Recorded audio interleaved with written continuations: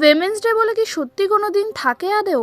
কথায় কথায় মেয়েদের রান্ডি বলে গালি দেওয়া ছেলেটাও আজকে উইমেন্স ডে বলে মেয়েদের উইশ করে বেড়াবে। রাস্তায় মেয়েদের দেখে টোন কাটা মলেস্ট করা ছেলেটাও তার মা বোনের জন্য ফুল নিয়ে যাবে উইমেন্স ডে উপলক্ষে। রাতের অন্ধকারে মেয়েদের ধর্ষণ করা ছেলেটাও এফবিতে এসে পোস্ট করবে হ্যাপি উইমেন্স ডে। কিন্তু বিচার সেই ধর্ষিতা মেয়েটা কিন্তু পাবে না। সারাদিন রান্নাঘরে মা খেটে আজকের দিনেও রান্না করবে, আর তার ছেলে এফবিতে গিয়ে অন্য মেয়েদের ইনবক্সে গিয়ে কুল সাজবে, বলবে হ্যাপি উইমেন্স ডে। মেয়েদের জামা কাপড় স্কার্টের লেন্থ দেখে জাজ করা আঙ্কেলটাও তার মেয়েকে হয়তো উইমেন্স ডে উপলক্ষে স্পেশাল ফিল করাবে। উইমেন্স ডে বছরে বারবার আজকের দিনে আসবে, কিন্তু মেয়েরা কি সত্যি জাস্টিস পায়? মায়েরা কি সত্যি রান্নাঘর থেকে ছুটি পায় একদিনের জন্য? মেয়েদের জামা কাপড়কে রেপের কারণ হিসেবে ধরা কি সত্যি বন্ধ হয় আদেও? কোনো মেয়েকে পছন্দ করি না বলে তাকে অ্যাবিউজ করা কি বন্ধ হয়? কোনো কিছু বদলায় না। ভুলে যেও না, সবাই যতই উইমেন্স ডে সেলিব্রেট করুক না কেন, আমাদের শরীরের দাম এখনো কিন্তু মাত্র 10 লাখ টাকা।